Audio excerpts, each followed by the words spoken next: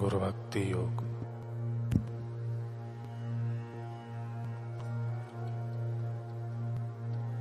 सद्गुरु के पवित्र चरणों में आत्मसमर्पण करना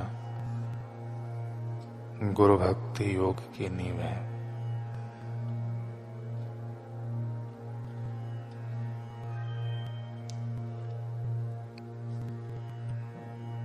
गुरु भक्ति योग के अभ्यास से शिष्य को सर्वोत्तम शांति, आनंद और अमरता की प्राप्ति होती है।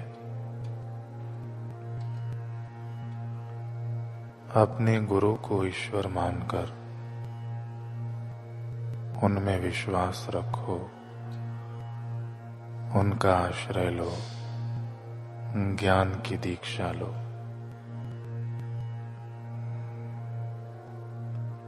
केवल शुद्ध भक्ति से ही गुरु प्रसन्न होते हैं।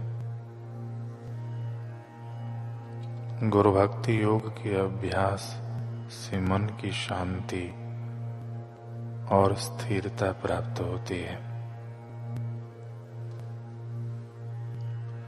जिसने सद्गुरु के पवित्र चरणों में आश्रय लिया है, ऐसे शिष्य के पास से मृत्यु पलायन हो जाती है। गुरु भक्ति योग का अभ्यास संसारिक पदार्थों के प्रति वैराग्य और अनासक्ति पैदा करता है और अमरता प्रदान करता है।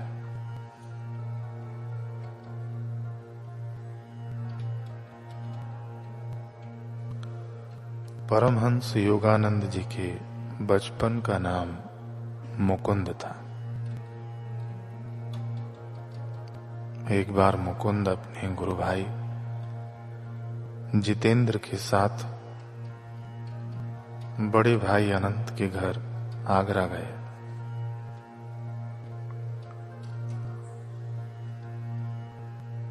अनंत ने मुकुंद की ईश्वर निष्ठा पर प्रश्न चिन्ह लगाते हुए कहा कि बातें करना आसान है, यदि तुम्हें भोजन व आश्रय के लिए ईश्वर के आश्रित रहना पड़े तो तुम्हारी क्या हालत होगी। शीघ्र ही तुम सड़कों पर भीख मांगते फिरोगे। गुरु युक्तेश्वर गिरी के ईश्वर परायण शिष्य मुकुंद ने उत्तर दिया, कदापि नहीं। ईश्वर को छोड़कर किसी पथिक से कोई आशा में कदापि नहीं करता। भगवान अपने भक्त के लिए भिक्षा पात्र के अलावा भी 1000 अन्य उपाय कर सकते हैं।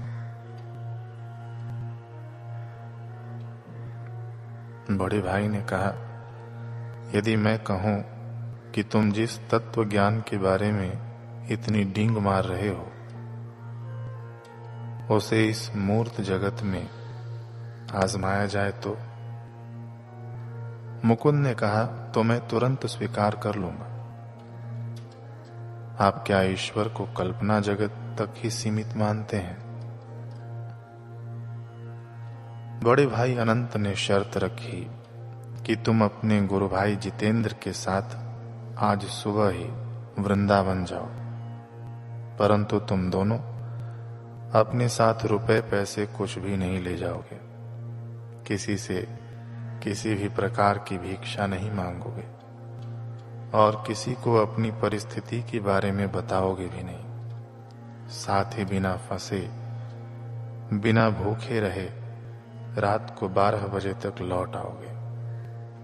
यदि तुम इसमें सफल हो गए तो मैं तुम्हारा चेला बन जाऊंगा। मुकुंद ने कहा, मुझे यह चुनौती स्वीकार है। अनंत ने मुकुंद के हाथ में 2 टिकटें दी और गाड़ी चल पड़ी वृंदावन की ओर।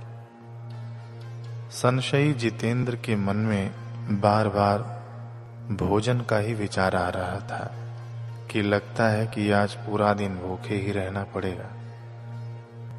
जबकि प्रसन्न आत्मा मुकुंद मन ही मन प्रसन्न हो रहे थे कि आज श्री कृष्ण की चरण रज से पावन भूमि के दर्शन होंगे। वृंदावन पहुंचने पर दो सहयात्री सज्जनों ने मुकुंद के मना करने पर भी उनका हाथ थामकर अपने साथ घोड़ा गाड़ी में बिठा लिया और एक भव्य वैभवशाली आश्रम में ले गए।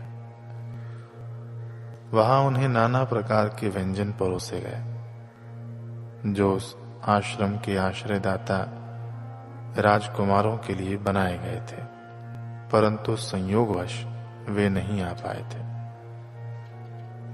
कैसी अद्भुत व्यवस्था है ईश्वर की। आश्रम से आगे जाने पर जितेंद्र ने पुनः व्यथा व्यक्त की कि बिना पैसे के वृंदावन कैसे घूमेंगे। मुकुंद ने कहा, जिन्होंने खिलाया है वे ही भ्रमण कराएंगे और वापस आगरा भी ले जाएंगे। तभी प्रताप नाम का एक व्यक्ति आया और प्रणाम करके बोला कि आप ही मेरे गुरु हैं। मुझे भगवान ने ध्यान में आपकी कांतिमय छवि के दर्शन कराए थे, अतः कृपा करके अपनी सेवा का अवसर देकर मुझे कृतार्थ करें।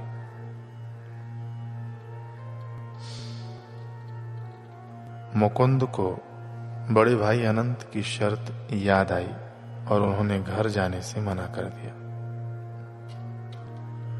प्रताप ने विनय पूर्वक आग्रह किया कि आप मेरे घर न चलिए, परंतु मुझे अपने साथ वृंदावन भ्रमण की स्मृतियां तो दे सकते हैं ना।